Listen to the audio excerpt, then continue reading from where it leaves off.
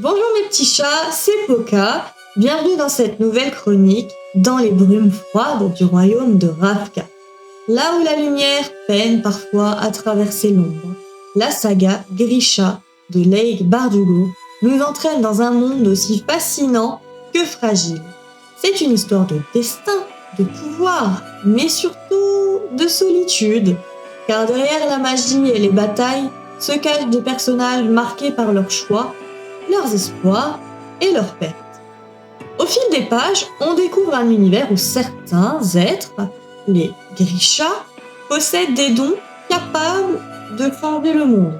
Mais ces pouvoirs peuvent aussi être considérés comme un fardeau. Le royaume est divisé par la peur, par la guerre. Forcément, tout le monde a sa place entre loyauté, amour et sacrifice. L'atmosphère est souvent mélancolique, comme si chaque victoire portait déjà l'ombre d'une nouvelle épreuve. Cette saga a également connu une seconde vie à l'écran grâce à l'adaptation en série produite par Netflix, qui a permis à encore plus de spectateurs de plonger dans cet univers sombre et envoûtant. Et pour celles et ceux qui aiment se laisser porter par les histoires autrement, la série de romans est aussi disponible en version audio, parfaite pour redécouvrir Ravka, ses paysages glacés et ses héros tourmentés. Comme un récit murmuré dans la nuit. La saga Grisha, c'est finalement cela. Une aventure épique, oui, mais surtout une histoire profondément humaine, où même la lumière la plus brillante semble toujours naître au cœur de l'obscurité. Et justement, dans l'univers sombre et fragile de Ravka, certains destins semblent être écrits soit pour briller, soit pour se briser. On a 3 figures marquantes, particulières dans cette histoire. Chacune à sa manière, chacune porte ses propres enfants. On a d'abord Alina Starkov, qui est peut-être l'héroïne la plus improbable qu'on puisse imaginer, parce qu'au départ, c'est qu'une jeune cartographe discrète, presque invisible dans le monde qui l'entoure. Et puis tout à coup, la lumière jaillit littéralement d'elle. Un pouvoir immense, une responsabilité écrasante et très peu de préparation pour gérer tout ça. Ne l'oublie pas, un grand pouvoir implique de grandes responsabilités. Alina avance donc dans ce chaos avec courage, maladresse et cette impression permanente que l'univers entier s'est trompé de personne. Ce qui, soyons honnêtes, arrive parfois même aux élus. Face à elle se dresse le Darkling, charismatique, puissant, mystérieux et probablement la personne la plus inquiétante de la pièce, même quand il est seul. Le Darkling, c'est le genre d'homme qui parle calmement de sauver le monde tout en donnant l'impression qu'il pourrait l'engloutir dans l'ombre dans la minute suivante. Tragique, solitaire et doté d'un sens moral, disons, très flexible. Après tout, quand on manipule les ténèbres, on finit forcément par avoir quelques mauvaises idées. Et pour finir, Malien Oretsev, plus connu sous le nom de Mal. C'est un soldat, un pisteur hors pair et un ami d'enfance d'Alina.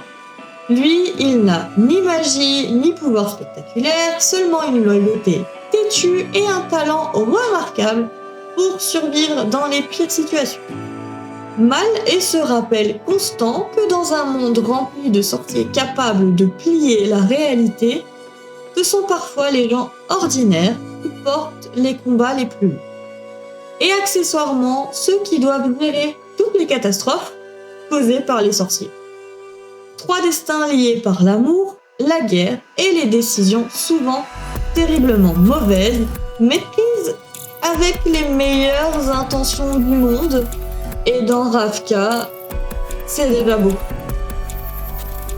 Enfin, voici les 4 grandes forces de la saga Grishaverse, racontées sans trop d'illusions, mais avec un peu d'affection pour ce chaos organisé.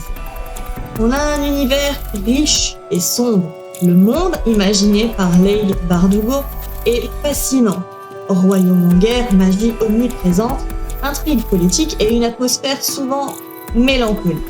Ravka est magnifique, dangereux et honnêtement, pas l'endroit idéal pour prendre des vacances. Les personnages, profondément humains, que ce soit Alina, le Darkling ou Mal, chacun porte ses failles, ses regrets et parfois ses très mauvaises décisions. Mais c'est justement ce qui les rend attachants ou au moins très intéressants à observer. Une magie originale, la magie des Grisha n'est pas une simple baguette magique, Wingardium Leviosa. Elle repose sur une forme de science, des éléments. C'est élégant, dangereux, et ça prouve qu'avec assez de pouvoir, on peut autant sauver le monde que l'aggraver. Une ambiance entre espoir et tragédie. La saga oscille constamment entre lumière et obscurité. Les victoires existent, mais elles ont souvent un prix. Et dans cet univers, on apprend vite que même les héros ont parfois besoin d'un peu de thé, de repos et de décisions légèrement moins catastrophiques.